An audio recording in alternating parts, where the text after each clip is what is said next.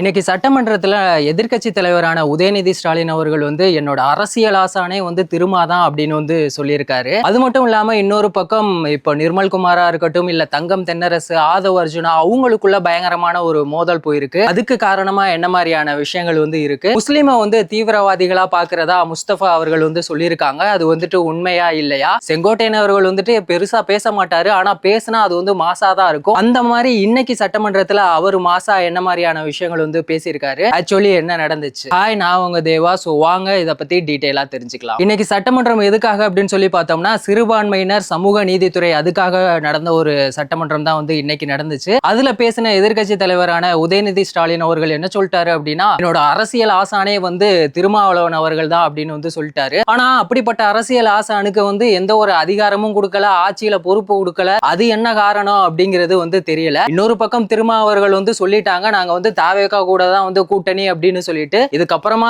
திமுக ஜெயிக்கிறதுக்கு வாய்ப்பே இல்ல. சாரி பாஸ், நீங்க என்ன கூவினாலும் அது வேலைக்கு ஆகாது அப்படிங்கிறத நீங்க நல்லா தெரிஞ்சுக்கணும். உங்களுக்கே அது நல்லா தெரியும். இருந்தாலும் அதை தெரிஞ்சுக்கிட்டு நீங்களும் என்ன எதையாச்சும் போட்டு வாப்போம் அப்படின்னு சொல்லி போட்டு பாக்குறீங்க. எப்படியாவது திருமாவர்களை உங்க பக்கம் இழுத்தரலாம் அப்படின்னு சொல்லி நினைச்சுக்கிட்டு இருக்கீங்க. ஆனா அது எதுவுமே நடக்காது. அதுதான் உண்மையும் கூட. இன்னொரு பக்கம் எதிர்க்கட்சி தலைவரான உதயநிதி ஸ்டாலின் அவர்கள் பேசின ஒரு முக்கியமான ஒரு விஷயம் என்னன்னா, இப்போ இதுக்கு முன்னாடி மே மாசத்தை கம்பேர் பண்ணும்போது தாவேக ஆட்சிக்கு வந்ததுக்கு அப்புறமா இந்த விலைவாசி அப்படிங்கிறது ரொம்பவே அதிகமா இருக்கு அப்படின்னு சொல்லியிருக்காங்க. மே மாசத்துல அரிசியோட விலை 55 ரூபா இருந்தது, இன்னைக்கு 75 ரூபா ஆயிருக்கு. இப்ப சர்க்கரை 40 ரூபா இருந்தது, 70 ரூபா ஆயிருக்கு. இது உண்மையா அப்படின்னு சொல்லி கேட்டா கண்டிப்பா உண்மைதான். நம்ம சிஎம் விஜய் அவர்கள் இது சம்பந்தமான நடவடிக்கைகள் எடுக்கணும். ஏன்னா மக்களுக்காக என்னென்னவோ நல்ல திட்டங்கள்லாம் நீங்க கொண்டு வந்திருக்கீங்க. அதெல்லாம் நம்ம குறை சொல்லவே முடியாது. இது அத்தியாவசியம், மக்களுடைய அன்றாட வாழ்க்கையில எல்லாருமே யூஸ் பண்ணிட்டு இருக்க ஒரு விஷயம். சோ அதோட விலைவாசி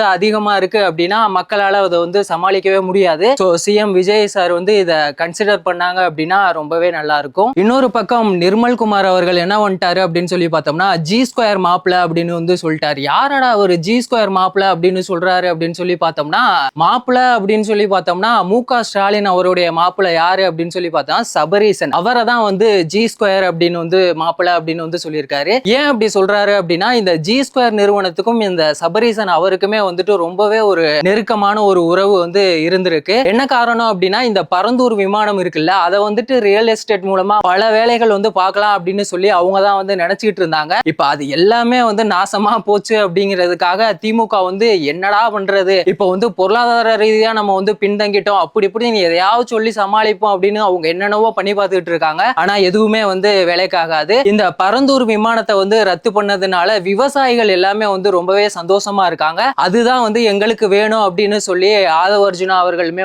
சொல்லியிருக்காங்க. சோ எப்பவுமே நாங்க விவசாயிகள் பக்கம் தான் இருப்போம் அப்படிங்கிற மாதிரியான விஷயங்களையுமே சொல்லியிருக்காரு. இப்போ நிர்மல்குமார் அவர்கள் ஜி ஸ்கொயர் மாப்பிள அப்படின்னு சொன்னோன்னே தங்கம் தென்னரசு அவர் என்ன பண்ணிட்டாரு அப்படின்னு சொல்லி பார்த்தோம்னா, லாட்டரி மருமகனுக்காக தான் புதுசா நீங்க விமானம் கொண்டு வர போறீங்களா அப்படின்னு சொல்லி அவர் கத்த ஆரம்பிச்சிட்டாரு. அதுக்கப்புறமா என்ன பண்ணிட்டாருன்னா, ஆதவ் அர்ஜுனா எந்திரிச்சு நீங்க என்ன கேள்வி வேணா கேளுங்க, நான் பதில் சொல்ல ரெடியா இருக்கேன் அப்படின்னு அவர் எந்திரிக்க ஆரம்பிச்சோன்னா, தங்கம் தென்னரசு அவர் என்ன பண்ணிட்டாரு, ஆத்தி என்னடா இவன் திடீர்னு எந்திரிச்சிட்டான், நம்மள போட்டு பொழந்துருவாங்களே அப்படின்னு சொல்லிட்டு அவர் என்ன பண்ணிட்டாருன்னா, அதெல்லாம் ஒண்ணும் இல்லப்பா, சும்மா எதையுமே பேசக்கூடாது, சும்மா அரசியல் நாகரிகத்தோட பேசணும் அப்படி இப்படின்னு சொல்லி ஒரு வழியா எப்படியோ அதை மலிப்பு விட்டாப்ல. இன்னொரு பக்கம் முஸ்தபா அவர்கள் ரொம்பவே எமோஷனலா பேசியிருந்தாங்க. முஸ்லிம்கள் எல்லாத்தையுமே தீவிரவாதிகளா பாக்குறாங்க. சோ இந்த ஒரு விஷயம் என்ன, இதனால நான் நசுக்கப்பட்டிருக்கேன், ரொம்பவே இதனால பாதிக்கப்பட்டிருக்கேன் அப்படிங்கிற மாதிரியான விஷயங்களை சொன்னோன்னா எல்லாருமே கொந்தளிக்க ஆரம்பிச்சுட்டாங்க. ஏன்னா சட்டமன்றத்திலே 5-6 முறை இவரை தீவிரவாதி அப்படின்னு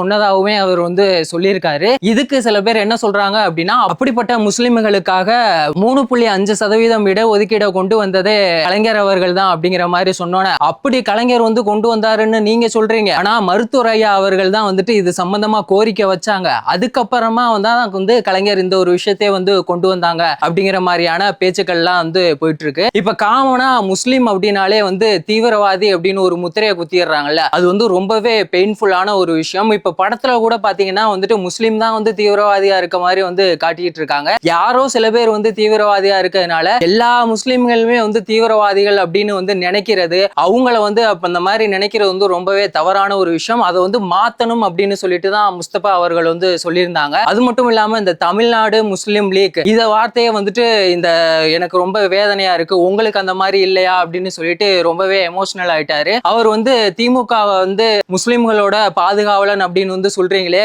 எங்களுக்காக என்ன பண்ணீங்க அப்படிங்கிற மாதிரியான கொஸ்டின்ஸையுமே வந்து அவர் சைட்ல இருந்து கேட்டிருக்காரு. இன்னொரு பக்கம் நம்ம செங்கோட்டையன் அவர்கள் என்ன வந்துட்டாரு அப்படின்னா, அவர் வந்து பெருசா எதுவுமே பேச மாட்டாரு, ஆனா எது பேசினாலுமே வந்து மாசா தான் இருக்கும். இந்த முறை என்ன வந்துட்டாருன்னா, எதிர்கட்சி தலைவரான உதயநிதி ஸ்டாலின் அவர்களை வந்துட்டு இப்போ கார் ரேஸ் வந்து நடத்துனீங்களே, அது எவன் அக்கௌண்ட் காசுல வந்து நடத்தின அப்படின்னு சொல்லி கேட்டிருக்காரு. 24 கோடி அதுக்காக வந்து செலவு பண்ணி இருக்கீங்க, இதுக்கு வந்து பதில் சொல்ல முடியுமா, நீதான் தைரியமான ஆளாச்சே பதில் சொல்றா அப்படிங்கிற மாதிரி செங்கோட்டையன் அவர்கள் வந்து பேசினாங்க. இன்னைக்கு சட்டமன்றமே ஒரு மாதிரி எமோஷனலாவும், இன்னொரு பக்கம் பாத்தீங்கன்னா அடிதடியாவும், இன்னொரு பக்கம் நல்லபடியாவுமே வந்து போயிட்டு இருந்தது. இப்போ எதிர்கட்சி தலைவரான உதயநிதி ஸ்டாலின் அவர்கள் வந்து திருமாவளவன் அவர்களை வந்து அரசியல் ஆசான் அப்படின்னு சொன்னதை பத்தி நீங்க என்ன நினைக்கிறீங்க? வேறொரு வீடியோல வேறொரு கண்டென்ட்ல திரும்பவும் சந்திக்கலாம்.